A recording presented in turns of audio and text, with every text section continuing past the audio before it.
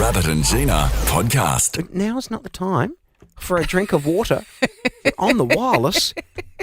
I could probably do some drink of water. Sorry, we're taking drinks breaks while we're on air. No. It happens in the rugby. And in the rugby on the weekend, they what point do they get to? I guess 20 minutes in or something, and the ref calls, all right, water break, because they're playing in Fiji, and it's like it's hot. 1,000,000 degrees and you in the middle of the day. Otherwise you're going to get dehydrated. They have a 2-minute water break. Yeah. Are we doing that? Yeah. 7:16? Well, speaking of getting dehydrated, I was at a gig the other day way out in the country, and I was on in the morning. Sometimes those festivals we go to. No, I really don't like that. What's up, Loz? I hate that noise. What happened? Is yours a tipper or a sucker? It's a sucker. Mine's a tipper. My other one's a tipper that's out in the fridge. Is it? And once you've had a tipper, every time you go to a new water bottle, you go to tip it, and it's a sucker, and it doesn't work so well. See, Loz's is a sucker. Pop your headphones on. Why are your headphones on? She doesn't want to hear your sound. Hang on, you're drinking from your So water she's got a straw in hers, which if you tip that, it doesn't come out. No. And yours... I don't know. Have I tipped mine? Yep. Water comes out. No, I mean, if you tip it to drink it. Oh, So when you're just tipped drinking it on out of the floor. ones with the straw, it's like, and it's a hard habit to break. Yeah. Well, let me rewind back to the gig in the country. Bit of air went in that time. You were... Oh!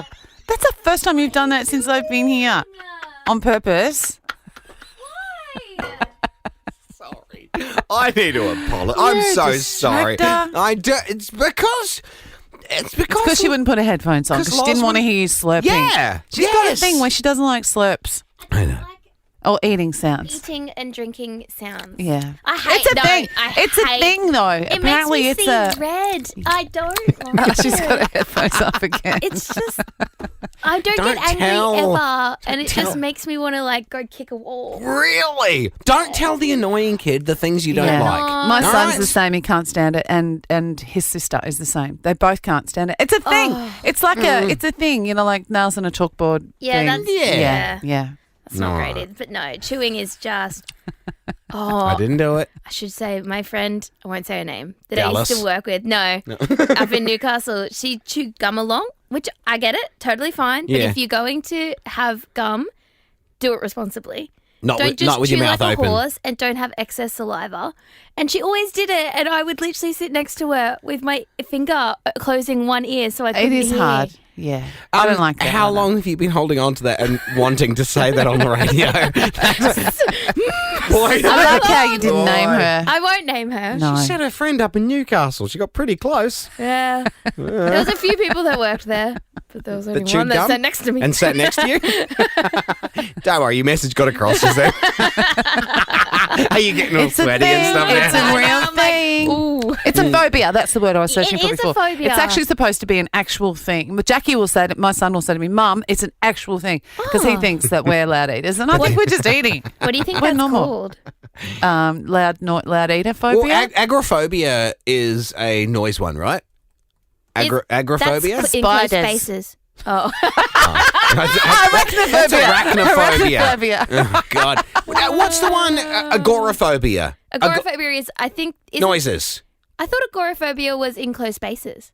Oh, no, Well, you that's just said that's claustrophobic. agoraphobia.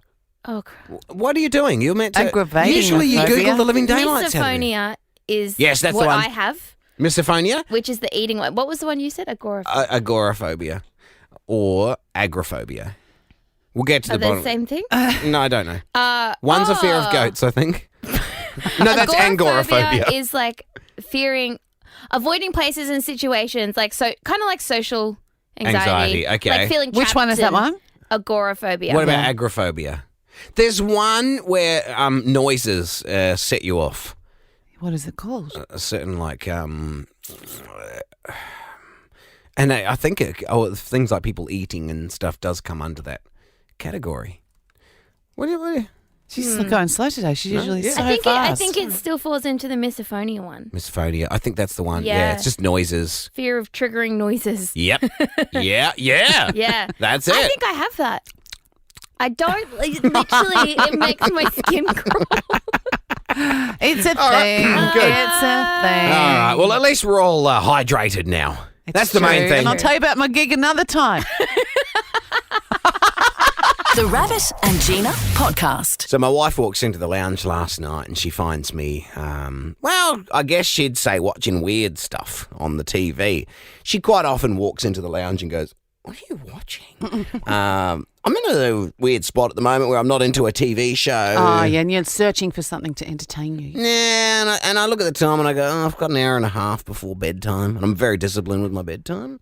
And so I'm like, what to watch? And so I'll just bring up YouTube, and just YouTube knows what I want to see. There's some funny stuff on YouTube. Oh, not funny, not for me. Oh. No, I don't do funny. Oh, I like funny. No, this is where I learn stuff. Oh. So I this is the I just went into my YouTube history and then had a look at what I was looking at last night. So first she walks in and she gets taken by this as well.